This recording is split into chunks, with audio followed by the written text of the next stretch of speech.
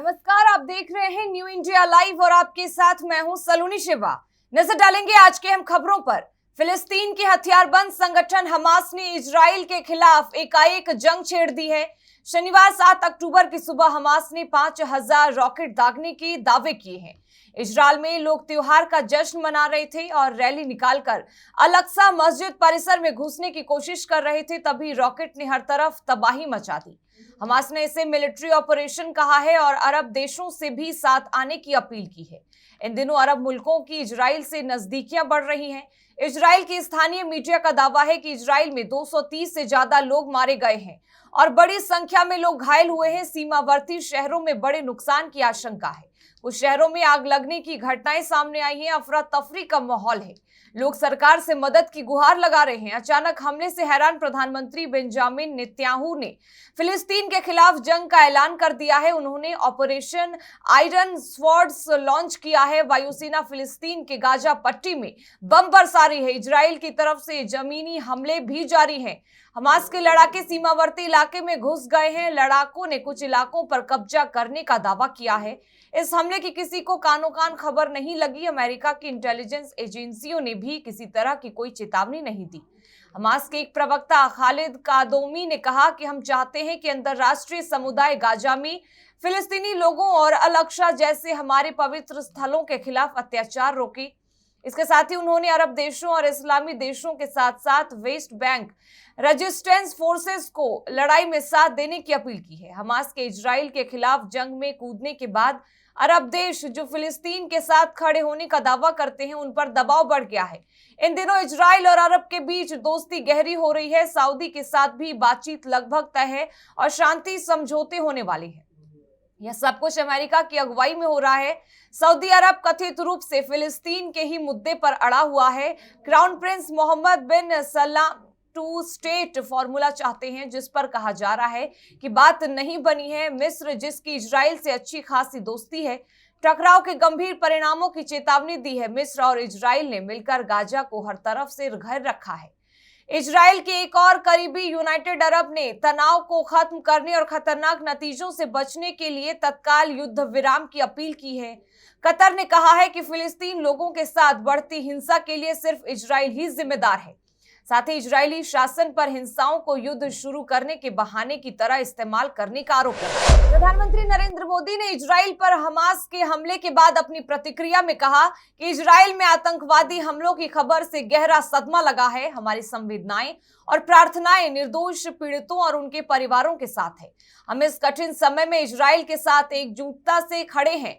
प्रधानमंत्री का comment Israel पर हमास के हमले के बाद आया है। बता दें कि हमास समूह द्वारा दागी गए रॉकेट के इजराइल में युद्ध शुरू होने के कुछ घंटों बाद पीएम मोदी ने ट्वीट किया है और दूसरी ओर इजरायली प्रधानमंत्री बेंजामिन नेतन्याहू ने अपने टेलीविजन संबोधन में बड़े पैमाने पर सेना की लामबंदी और युद्ध की शुरुआत की घोषणा की है। फिलिस्तीनी सशस्त्र समूह हमास के सिलसिलेवार हमलों के जवाब में इजराइल ने इस बार गाजा में युद्ध की स्थिति की घोषणा की है। इजरायली प्रधानमंत्री बेंजामिन नेतन्याहू के कार्यालय ने शनिवार को कहा कि वह जल्द ही गाजा में स्थिति की समीक्षा के लिए वरिष्ठ सैन्य और प्रशासनिक अधिकारियों से मुलाकात करेंगे और हमले का मुंहतोड़ जवाब देंगे। इस बीच पीएम नरेंद्र मोदी ने इजराइल पर हमले की कड़ी शब्दों में निंदा की है। उन्होंने कहा कि इस कठिन समय में इजराइल के साथ एकजुटता से खड़े हुए हैं। पीएम मोदी ने पीड़ितों और निर्देशों के प्रति संवेदनाएं जताई हैं। नेतन्याहू सरकार ने कहा कि गाजा में सक्रिय हमास बलों ने शुक्रवार रात गाजा से इजरायली सैनिकों और बस्तियों को निशाना बनाकर 5000 से अधिक रॉकेट दागे हैं। उनका दावा है कि हमास के विशेष बलों ने गाजा में ऑपरेशन अल-अक्सा फ्लड शुरू कर दिया है। हमले को अंजाम देने के लिए उन्होंने विस्फोटकों से भरे पैराग्लाइडर का भी इस्तेमाल किया है। इजराइल ने दावे के समर्थन में वीडियो फुटेज भी जारी किया है। प्रधानमंत्री नेतन्याहू के कार्यालय ने शनिवार को एक बयान में कहा कि हमलावर आतंकवादियों को करारा जवाब दिया जाएगा। बता दें कि इस साल की शुरुआत से इजरायली सेना हमास और एक अन्य फिलिस्तीनी सशस्त्र समूह फिलिस्तीन इस्लामिक जिहाद के साथ सिलसिलेवार झड़पों हो रही है। तब से गाजा को कथित तौर पर प्रभावी ढंग से अवरुद्ध कर दिया गया है। प्रवेश द्वार बंद कर दिए गए। इसके अलावा आरोप है कि घनी आबादी वाले इलाकों में इजरायली सेना के मिसाइल और ड्रोन हमलों में कई नागरिकों की मौत हो गई है। ऐसे में आशंका है कि हमास के खिलाफ युद्ध की घोषणा से गाजा में मौत का सिलसिला बढ़ सकता है। पीएम नरेंद्र मोदी ने अपने लाल किले के भाषण में की गई घोषणाओं की समीक्षा के लिए एक महत्वपूर्ण बैठक की। अपने स्वतंत्रता दिवस के भाषण में पीएम ने गरीबों और मध्यम वर्ग के आवास के लिए किफायती ऋण सुनिश्चित करने का उल्लेख किया था। इसी घोषणा के अनुरूप पीएम मोदी ने इस घोषणा को अमली जामा पहनाने की तैयारियों की समीक्षा की है। अपने स्वतंत्रता दिवस के भाषण में पीएम मोदी ने घरों के लिए सौर ऊर्जा सुनिश्चित करने का उल्लेख किया था। पीएम ने इस योजना को क्रियान्वित करने की तैयारियों की समीक्षा की है। पीएम मोदी ने लाल किले के भाषण से कहा था कि 5 वर्षों में देश दुनिया की पहली 3 अर्थव्यवस्थाओं में अपना स्थान बनाएगा। उन्होंने कहा था कि वर्तमान में 13.5 करोड़ लोग गरीबी से बाहर आए हैं, वो एक प्रकार से मध्यम वर्ग की ताकत बन गए हैं। उन्होंने कहा था कि जब गरीबों की क्रय शक्ति बढ़ती है तो मध्यम वर्ग की व्यापारिक शक्ति बढ़ती है। जब गांव की क्रय शक्ति बढ़ती है तो कस्बे और शहर की आर्थिक व्यवस्था तेज गति से चलती है और यह आपस में जुड़ा हुआ हमारा पृथ्वी चक्र है। हम इसे ताकत देकर आगे बढ़ाना चाहते हैं। मध्य प्रदेश सरकार ने शनिवार को मजदूरों और जरूरतमंदों को उनके कार्यस्थल के नजदीक 5 रुपए में भरपेट भोजन उपलब्ध कराने के उद्देश्य से दीनदयाल रसोई योजना के तहत भोजन वाहनों की शुरुआत की है। भोजन वाहनों को मुख्यमंत्री शिवराज सिंह चौहान ने हरी झंडी दिखाकर रवाना किया। शिवराज सिंह चौहान ने इस दौरान कहा कि पंडित दीनदयाल उपाध्याय गरीबों को भगवान मानते थे और उनकी प्रेरणा से ऐसे लोगों की सेवा के लिए मध्य प्रदेश में कई योजनाएं संचालित की जा रही हैं। सीएम शिवराज ने आगे कहा कि गरीब लोग अब रियायती दरों पर भोजन खरीद सकते हैं। मुख्यमंत्री ने कहा कि प्रवासी श्रमिकों और अन्य जरूरतमंद नागरिकों को इस योजना के माध्यम से उनके कार्यस्थल के पास भरपेट भोजन मिल सकता है। शिवराज सिंह चौहान ने कहा कि काम के लिए शहरों में आने वाले मजदूरों की दैनिक कमाई का एक बड़ा हिस्सा भोजन पर खर्च होता है, लेकिन अब उन्हें अपने कार्यस्थल पर केवल 5 रुपए में ताजा भोजन मिलेगा, जिससे उनके पैसे और समय की बचत होगी। सीएम ने कहा कि राज्य सरकार ने दीनदयाल रसोई योजना के तहत प्रति व्यक्ति 10 रुपए का अनुदान देने की व्यवस्था की है। अनुदान युक्त भोजन योजना 7 फरवरी 2017 को जिला मुख्यालय और 6 प्रमुख धार्मिक स्थानों सहित 56 केंद्रों पर शुरू की गई थी। अधिकारियों के मुताबिक फिलहाल 166 ऐसे केंद्र संचालित किए जा रहे हैं, जबकि 25 मोबाइल फूड वैन शुरू की गई है। उन्होंने कहा कि खाद्य वाहनों में भोजन को गर्म रखने की सुविधा है। 5 रुपए प्रति दर से थालियां हर दिन सुबह 10 बजे से दोपहर 3 बजे तक प्रदान की जाएगी। प्रत्येक वाहन की कीमत लगभग 25 लाख रुपए है।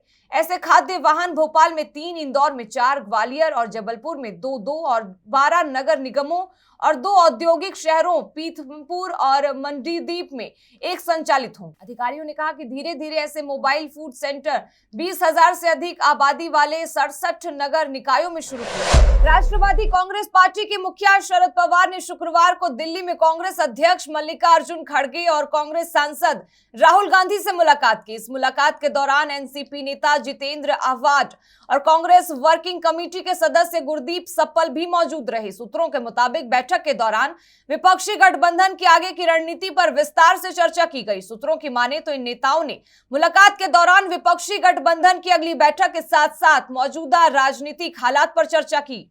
गठबंधन को कैसे आगे बढ़ाना, इसे लेकर भी चर्चा की गई। इसके अलावा महाराष्ट्र में सीट बंटवारे पर भी चर्चा की गई। बैठक के दौरान पवार ने राहुल गांधी को महाराष्ट्र में अपने कृषि केंद्र में आने का न्योता दिया। दरअसल लोकसभा चुनाव में बीजेपी की अगुवाई वाले एनडीए का मुकाबला करने के लिए 20 से ज्यादा विपक्षी दलों ने गठबंधन बनाया है, जिसे इंडिया नाम दिया गया है। मुंबई में हुई विपक्षी गठबंधन की तीसरी बैठक के बाद 1 सितंबर को जारी प्रस्ताव में कहा गया था कि पार्टियां जहां तक संभव होगा एकजुट होकर चुनाव लड़ेंगी, वहीं सीटों के बंटवारे का काम जल्द पूरा किया जाएगा। शरद पवार ने खड़गे और राहुल गांधी से ऐसे समय में मुलाकात की जब महाराष्ट्र की सियासत में अजीत पवार को लेकर कयासों का बाजार गर्म है। सियासी गलियारे में चर्चा है कि अजीत पवार नाराज चल रहे हैं। कुछ दिन पहले हुई कैबिनेट की बैठक में अजीत पवार शामिल नहीं नजर आए थे। हालांकि उनके शामिल नहीं होने को लेकर कहा गया था कि उनकी तबीयत ठीक नहीं है। अजीत पवार की नाराजगी की आशंका उस समय और गहरा गई जब मुख्यमंत्री एकनाथ शिंदे और डिप्टी सीएम देवेंद्र फडणवीस अचानक दिल्ली पहुंचे थे और केंद्रीय गृह मंत्री अमित शाह से बैठक की थी। सूत्रों की माने तो इस बैठक में महाराष्ट्र में संभावित कैबिनेट विस्तार के साथ साथ शिवसेना विधायक विवाद मामले पर भी चर्चा हुई। आगामी विधानसभा चुनाव शांतिपूर्ण और निष्पक्ष तरीके से कराया जा सके, इसके लिए कोटा पुलिस फरार और वारंटियों को ढूंढ ढूंढ कर निकाल रही है। कभी पुलिस ठेले वाले के वेश में नजर आ रही है तो कभी दूध बेचकर अपराधियों पर नजर रख रही है और उन्हें दबोच रही है। हाल ही में कोटा पुलिस ने करीब 2 दर्जन अपराधियों को सलाखों के पीछे पहुंचाया। इसमें कई अपराधी तो ऐसे थे जो कोटा छोड़ चुके थे और कहीं नाम बदलकर रह रहे थे। शहर पुलिस अधीक्षक शरद चौधरी ने बताया कि उद्योगनगर थाना पुलिस ने चोरी के मामले में विगत 32 वर्षों से फरार 20,000 के इनामी अपराधी को गिरफ्तार किया है।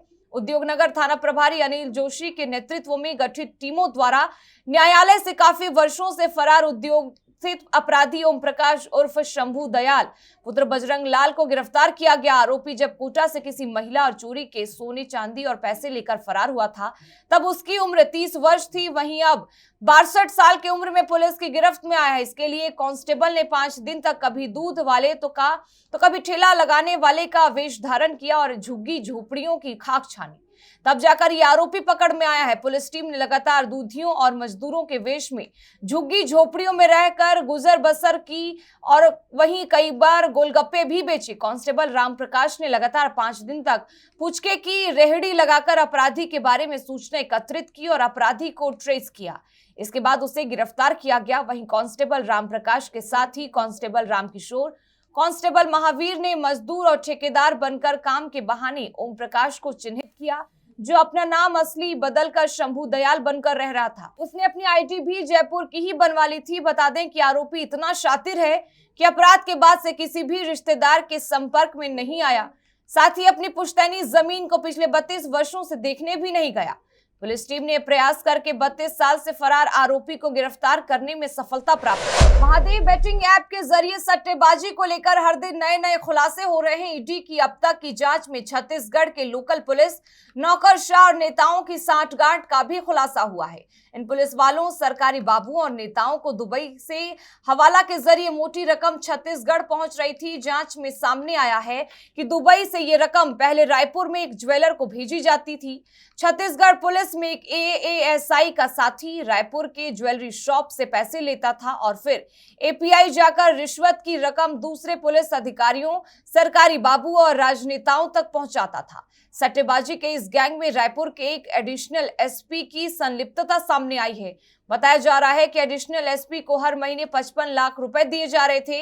इसके अलावा छत्तीसगढ़ पुलिस के ड्रग्स और इंटेलिजेंस विंग में तैनात कुछ आईपीएस ऑफिसर को कुल 75 लाख रुपए हर महीने बांटे जाते थे।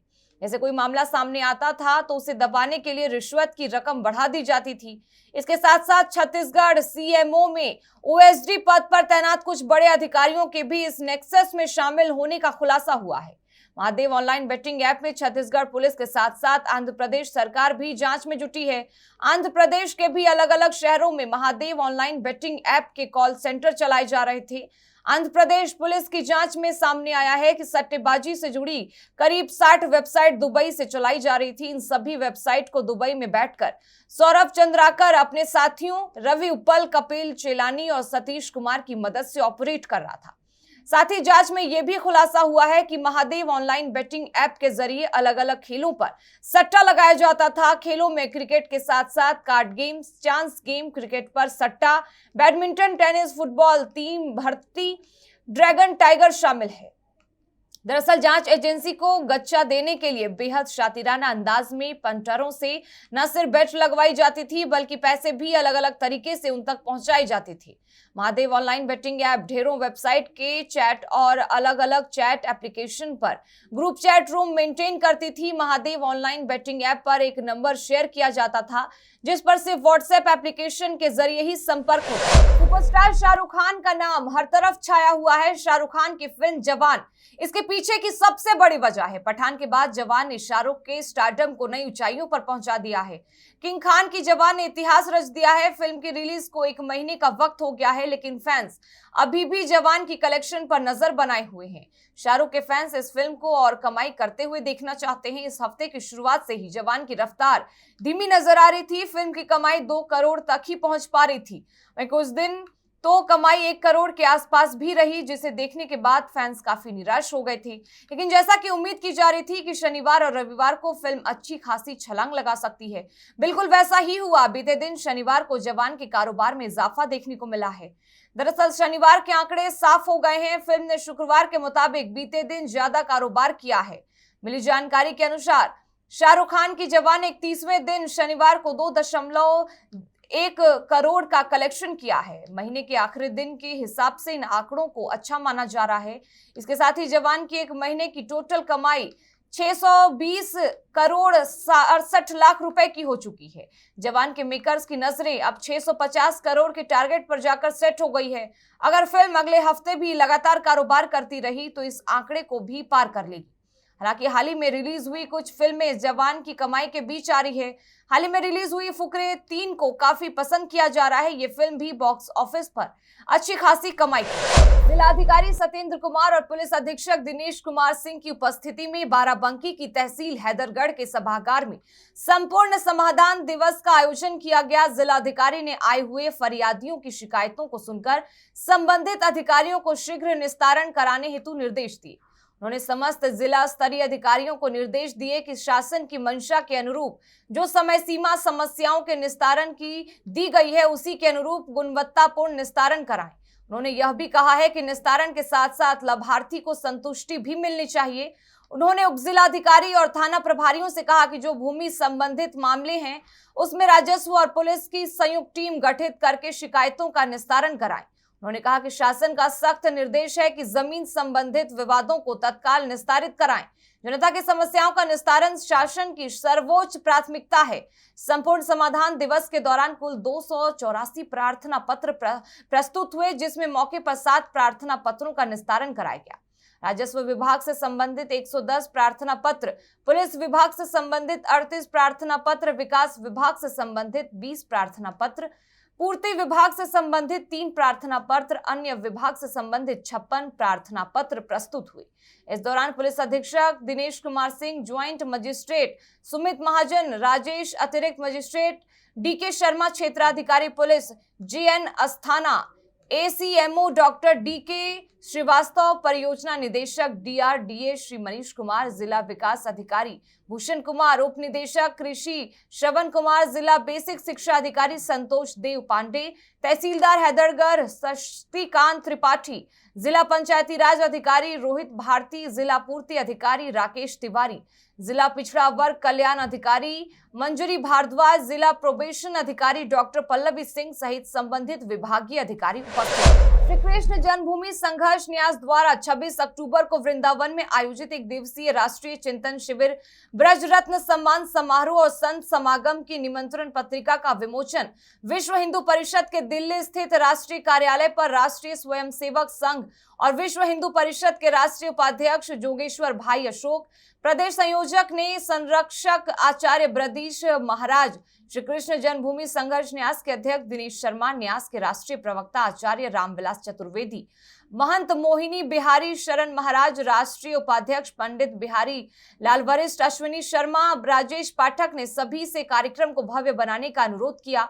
राष्ट्रीय उपाध्यक्ष विश्व हिंदू परिषद जोगेश्वर भाई और श्री कृष्ण जन्मभूमि संघर्ष न्यास के अध्यक्ष दिनेश शर्मा ने कहा कि वर्तमान समय सनातनियों का है। इस समय स्वर्ण काल चल रहा है। राम मंदिर बनने को है, काशी विश्वनाथ का निर्माण हो चुका है, श्री कृष्ण के मंदिर की लड़ाई न्यायालय में चल रही है, जिसमें अवश्य सफलता मिलेगी। 26 अक्टूबर को होने वाली राष्ट्रीय चिंतन शिविर में श्री कृष्ण जन्मभूमि के विषय में चिंतन किया जाएगा। समस्त संप्रदायों के श्री महंत, महामंडलेश्वर और संत जन भाग लेंगे। विवेकानंद ऑडिटोरियम वृंदावन में आयोजित कार्यक्रम में विभूतियों को वज्र रत्न से सम्मानित किया जाएगा। आयोजन को भव्यता प्रदान करने के लिए समस्त ब्रजमंडल में जन जागरण के माध्यम से सभी ब्रजवासियों को कार्यक्रम में जोड़ा जाएगा।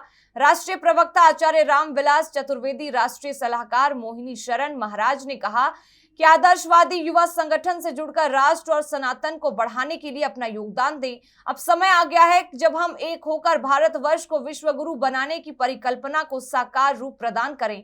यह संभव तभी होगा जब सनातनी युवा कुसंगति त्याग कर राष्ट्र के निर्माण में अपनी भागीदारी सुनिश्चित करेगा।